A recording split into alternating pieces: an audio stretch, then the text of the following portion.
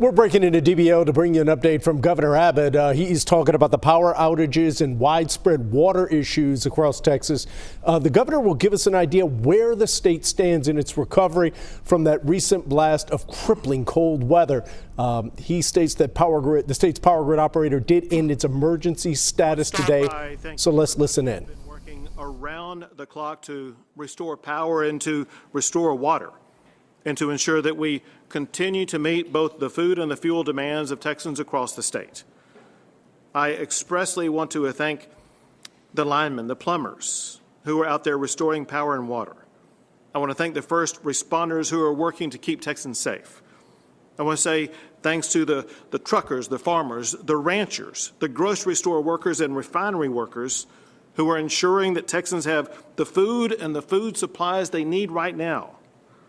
Because of their tireless efforts, we continue to make tremendous strides to overcome the challenges over the past week. We're working nonstop with local and federal partners. My staff and I have been in communication with local leaders as well as emergency officials throughout the state, and we will continue to work closely with them. We're also working with the Biden administration and federal officials. I talked to the president last night, and he called to let me know that he was going to go ahead and approve the major disaster declaration that Texas would be submitting. Texas submitted that disaster declaration last night. We're still awaiting word about confirmation of what President Biden told us last night.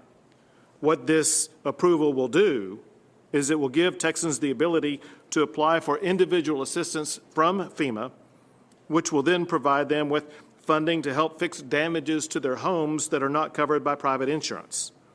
And once it's formally granted, the Texas Division of Emergency Management will work with local officials to help residents apply for these FEMA funds.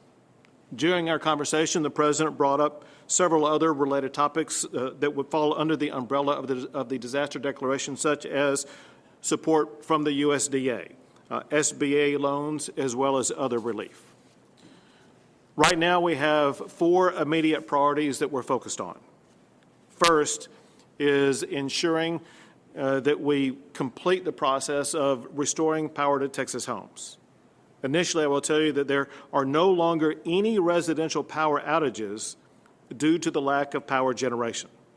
However, there are still about 165,000 Texas households. Once it's formally granted, the Texas Division of Emergency Management will work with local officials to help residents apply for these FEMA funds.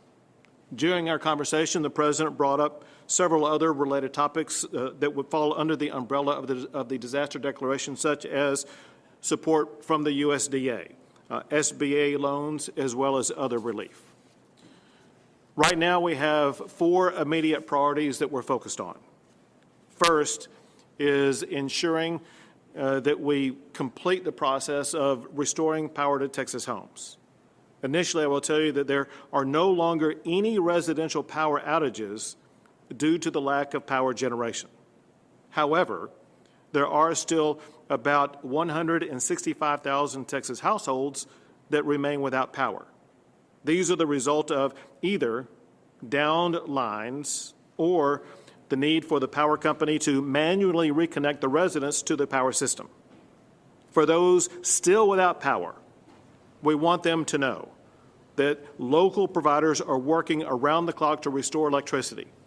I have been following this online, and my observation shows 2 things, and that is most of the people who still remain without power were in the swath of where the storm covered the state across the central part of Texas, whether it be from West Texas to East Texas.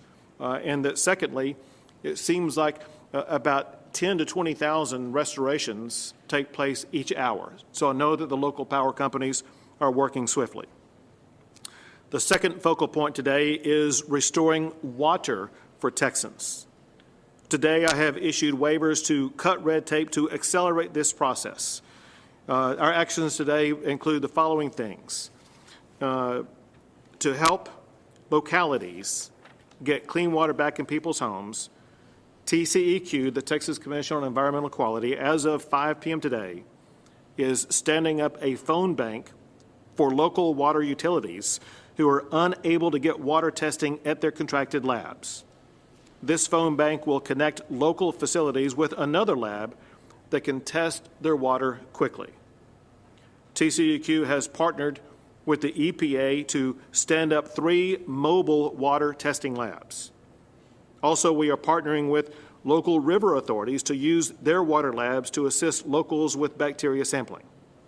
And we have partnered with the state of Arkansas to use their labs. And we are also coordinating with larger local labs that have testing availability to help some smaller municipalities. Now, related to water, restoring water to Texans also means helping Texans deal with what may be their largest challenge in the next week, and that is busted water pipes. We cannot emphasize this enough about homeowners and renters being prepared to deal with the consequences of busted water pipes. The major disaster declaration, when approved by the Biden administration, will assist this process, but as I said before, you must first look to your insurance company that covers your property. Along those lines, I urge everybody, whether you're a homeowner or a renter, if you have insurance, be sure you're on the phone today, contacting your insurance provider to make sure that they are working with you to assist you in this process of dealing with busted water pipes. If, however, you're not covered by insurance, we're working both with FEMA under the major disaster declaration to make sure you get funds access to you as quickly as possible, but also in talking to some of the local leaders last night, I know that local leaders are working locally to work on advanced funding of some of these operations. Also importantly, I had a call today with the Texas Board of Plumbing Examiners to discuss additional steps that the state can take to provide assistance to Texans who are dealing with broken water pipes. We know that there will be great demand for plumbers today, tomorrow, this weekend, and the coming days. We want to make sure that we do everything we possibly can to help you gain access to the plumbers that you need to solve your plumbing and leakage problems. Along those lines, we also took action today. As of noon today, over 320 plumbers have renewed their license. The Plumbing Board is coordinating with multiple out-of-state plumbing companies to send additional plumbers to Texas. The third thing we're focused on is ensuring that Texans have the food and water supplies they need. We've dealt with similar challenges like this through hurricane after hurricane, so it's something that we are accustomed to doing through the ordinary emergency response. I, along with my staff, have been in contact with leaders at every level of the supply chain, from agricultural producers to truck drivers to retail grocery stores. We've already suspended some regulations related to commercial vehicles to help expedite the process of moving food and supplies. This will speed the delivery of food and other resources to communities across the state. Along those lines, I'm taking additional steps to open new fuel supply lines to ensure that our truckers, ag producers, emergency responders, and anyone else that runs on diesel will be able to get food to our stores and supplies to Texans in need. So today I'm allowing the use of off-road diesel on Texas roads. I'm also working with Comptroller Glenn Hager, and we have requested a fuel waiver from the EPA to allow for the use of all forms of diesel on Texas roads to keep our truckers moving. These efforts, combined with the fact that roads are clearing up by the minute, means that our grocery stores and other retail stores will have stocked shelves for Texas families more quickly. In addition, today I requested a USDA disaster declaration for Cameron, Hidalgo, and Willacy counties. This would make available federal assistance, such as emergency loans, to agricultural producers who have suffered losses in these counties. The reason why I only mention those counties Those are the only counties that have provided information to the Texas Division of Emergency Management that would allow them to qualify. I would not be surprised at all to see more counties make requests that meet the qualifications, and then at that time they will be added to that list. Along those lines, I have already worked directly with the Texas Farm Bureau, Texas Cattle Feeders, Texas Cattle Raisers, Texas Poultry Association, Texas Pork Association, Texas Produce Association, Texas Dairymen, Tyson Foods, and grocery providers to ensure that they have all of their needs met. In addition to that, one thing that I know is there are many Texans asking how they can help out. Our fellow Texans are very supportive of each other, and they want to reach out and be able to help you at this time in need. And I encourage those Texans who want to help out to go to one of two websites. Go to www.feedingtexas.org. That's www.feedingtexas.org, or go to www.redcross.org. That's www.redcross.org, and work with them to provide the resources that you want to provide to help support the food or other supply needs of our fellow Texans. The fourth thing that we're focused on right now is helping our refineries get back up and running to provide Texans with the fuel they need. Frozen temperatures significantly impacted our refineries, but we are working to help them get back online to provide the fuel that Texans depend upon. We've already issued a number of waivers to expedite this process. And then earlier today, I spoke with refineries to get their input and their suggestions so that we would be able to provide them whatever type of assistance they need to get their operations back up and running again as quickly as possible. So let me just make this clear. We know for our fellow Texans, this past week has been an enormous challenge, maybe unlike any challenge that you've ever dealt with before.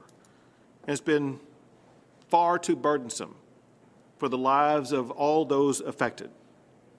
We're working around the clock, and we will continue to work around the clock to address and to meet your needs and challenges and help you overcome them and get them put behind you.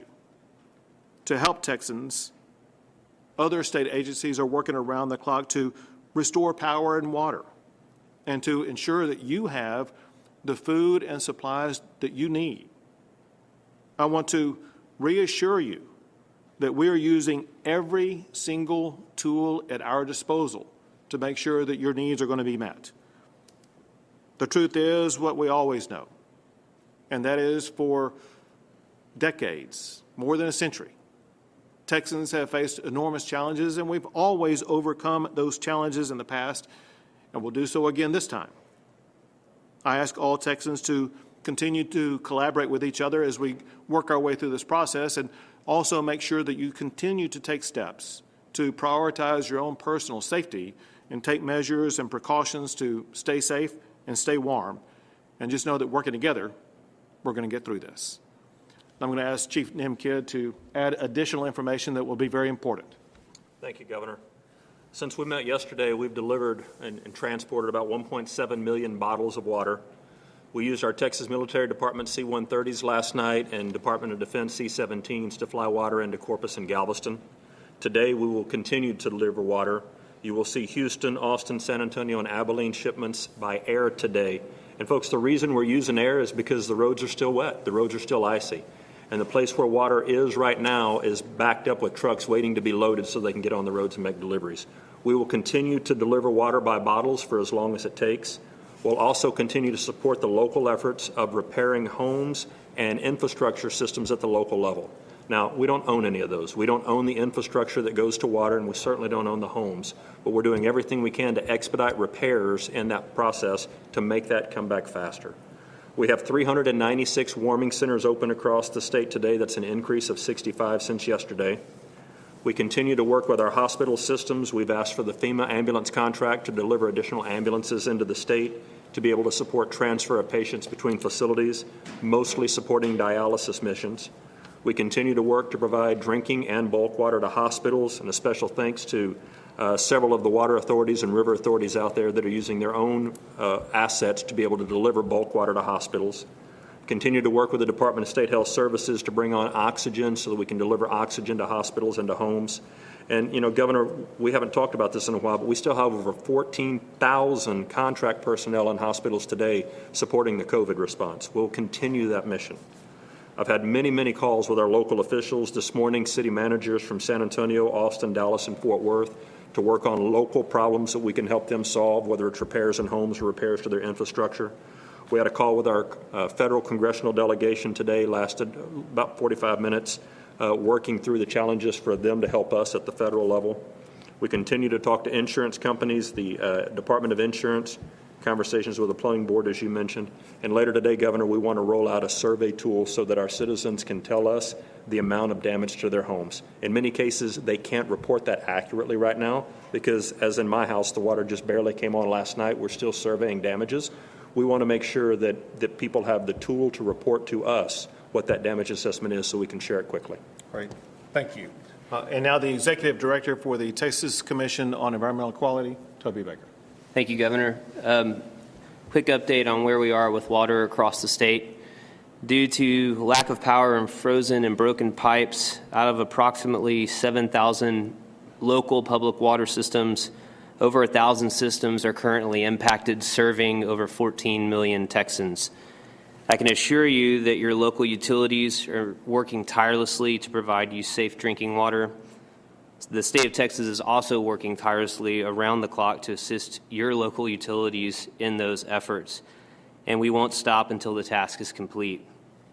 If you are a public water system, I'd like to expand a little bit on what the governor talked about earlier with the phone bank. If you are a public water system and the lab that you are contracted with is inundated or is closed due to the weather or to a COVID, please go to our website. It's tceq.texas.gov, and you will find information about the phone bank mentioned by Governor Abbott, where we will help connect you with a lab to do the bacteria sampling required to lift your boil water notice. If you're an individual who has questions about your local water supply, you need to contact your local utility provider, not the state of Texas, because that system is maintained and operated by that local provider. With that, Governor, that's all I have at this time. Very good. We'll take a few questions. Governor, yesterday you spent a lot of time criticizing ERCOT. Yet, I now found out that you actually appointed 2 board members to ERCOT, one of which is also the chairwoman of the Public Utility. So given that you actually appointed these people since 2017, 2018, what do you say now about your criticism when you yourself actually appointed some of these people who are running that very entity? Sure. So the way ERCOT works, obviously, it's a complex entity that is a private entity that's in charge of managing power across the state. And we have to rely upon these experts to advise us what must be done. And I want to let you know what these experts told us. They said 5 days before the winter storm hit, ERCOT assured that, quote, "We are ready for the cold temperatures coming our way." They also said that ERCOT had issued a notice to power plants to ensure that they were winterized properly. And ERCOT's annual winter assessment, which was designed to ensure the state is prepared, that assessment assured the public of Texas that there would be enough power to meet peak demand this winter. Now, what happened is ERCOT fell short on all 3 of these promises they made, which is exactly why that I have ordered the state legislature to investigate exactly why ERCOT fell short here and to make sure this never happens again. Listen, we know that you folks at home have faced struggles by going without power.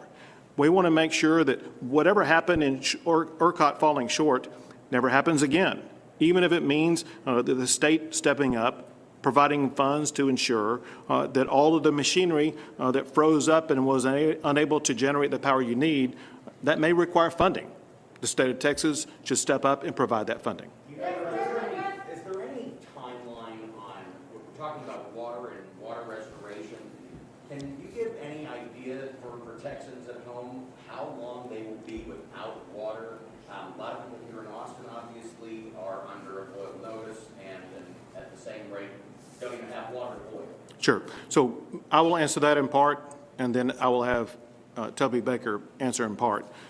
First, to put it in context, and that is, we were asked previously what the timeline looked like with regard to restoring power. And our answer then was as quickly as possible. And we did everything possible to get that power restored, and it happened quickly considering the circumstances we were in. The same answer applies here. We want that water supply available immediately. And we know what it's like for people to be without their water, and we know that it's intolerable. So we're doing two things to help them immediately. One is we have brought in all of these additional resources to make sure that the turnaround will be quicker. Part of the challenge with regard to the timing of it is really going to be up to the local level, because water supply is under the total control of the local level. You mentioned the City of Austin. It's the City of Austin, not the State of Texas, that runs the City of Austin water supply. The same would be true in Houston or wherever in the state of Texas. And so part of that will be up to the local level. That said, the state is providing any and all resources to assist and to accelerate the response at the local level. I'll let Toby respond further. Yes, thank you, Governor. And Governor, that's exactly right. It's really a question for the local water providers as to the damage that they sustained and their plan to get out of that. Now, where we're stepping in, we will help engineering with technical questions if that is requested of us. We will engage on that level and help them. We have regions all across the state of Texas where we can engage at the local level. We're also helping with STAR requests, things that need to come up to the Department of Emergency Management. And we're also moving ahead with emergency authorizations as needed that need to come through the agency. But that specific question about when the water will come back on is really a question for the folks who operate that system. Governor Abbott, earlier this week you criticized wind and solar energy on parts of this. Given that about $20 billion of state subsidies have gone to those, is that something that the state legislature should continue in your opinion? It is something the state legislature will consider. So as it concerns the generation of power in the state, that is an issue that the Texas legislature will evaluate during the course of the session.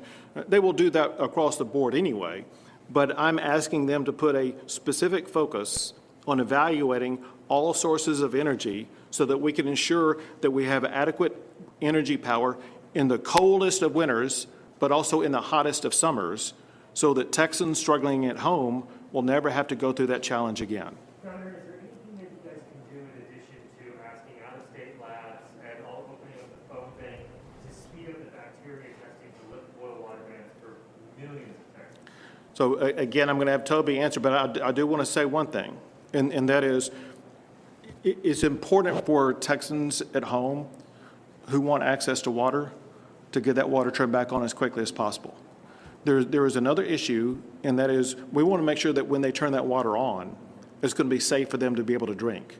So we will take every step necessary as fast as possible to get their water back on, but also ensure that when they turn it on, it will be safe to use. But Toby will know more detail in response to your question.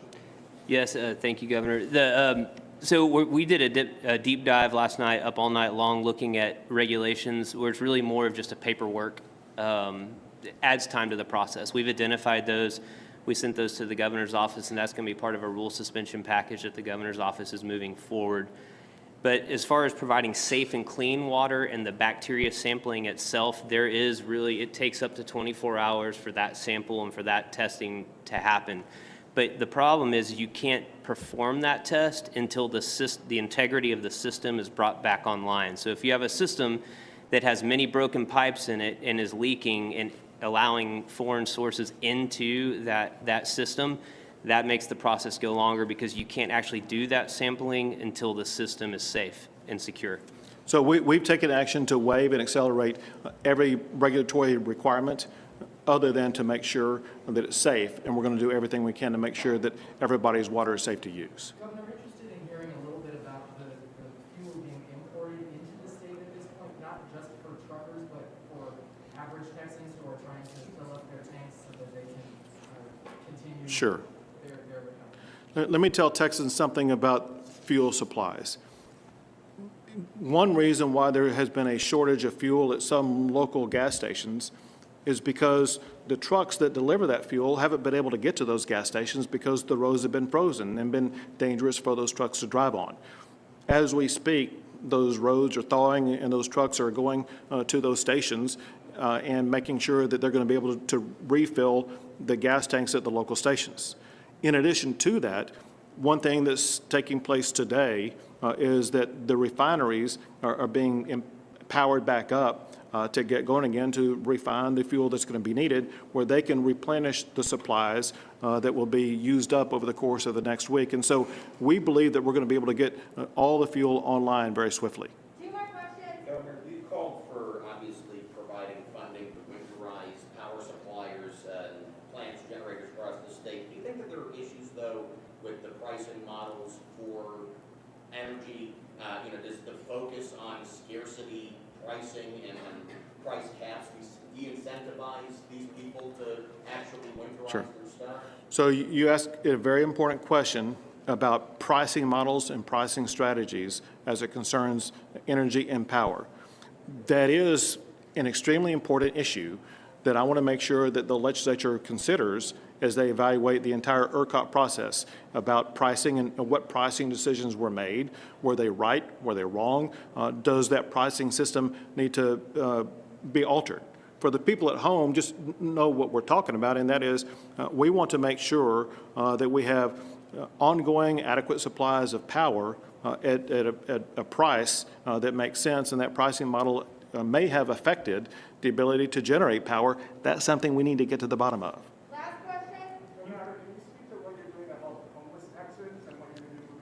So homeless Texans are a great concern for us right now, and especially this harsh, cold temperature.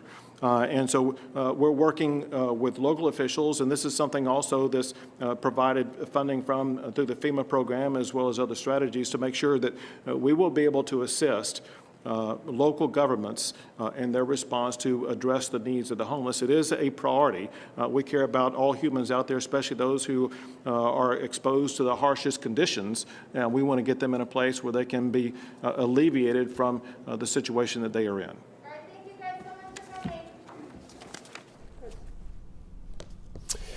All right, we've heard a lot here, and I just want to sort of recap exactly some of the big takeaways. Governor Abbott said that he spoke with President Biden last night, and the president is going to approve the major disaster declaration. That will allow you, if you've got damages that are not covered under your homeowner's insurance, that will allow you to work through FEMA to get some of those costs covered. As for people without power, it's down to about 165,000 people, and they are bringing about 10 to 20,000 people back online every hour. So there's a possibility everyone could have power restored overnight or maybe even by early tomorrow morning. How about the water? No clear timeline as to when all of these water issues will be resolved. We did get a little bit of an explanation. It takes about 24 hours to do the bacteria testing, but the thing is they can't do that testing until the system is actually secure and back online. Otherwise, they're testing water that still has contaminants coming into it. They're setting up a phone bank so that some of the local companies that may be overwhelmed can get in touch with labs that can start that testing for them. They're also partnering with some labs in Arkansas now to get that testing going. In terms of plumbers, a lot of demand for that. We've heard that over 320 plumbers have already renewed their licenses to try to help out with this situation, and more will be coming in from out of state. If you're worried about the grocery stores, food, supplies, the governor was a bit more optimistic about that. He said, obviously when the roads were frozen, the trucks couldn't get through to restock the grocery stores and gas stations. Those roads are clearing out now. And he's also going to allow the use of off-road diesel on Texas roads. That will allow some of the truckers to get moving as well. And finally, if you are interested in helping some of your neighbors in need, I want to give you two quick websites. We're going to have more on this coming up, but feedingtexas.org, feeding texas.org and redcross.org. You can go through them if you're interested in maybe contributing in helping some of your neighbors in need. We're going to be updating this story all evening on WFAA.com and pushing out alerts on our app. Izzy's going to join me at the top of the hour for our 4 o'clock news. And for now, we'll send you back to DBL.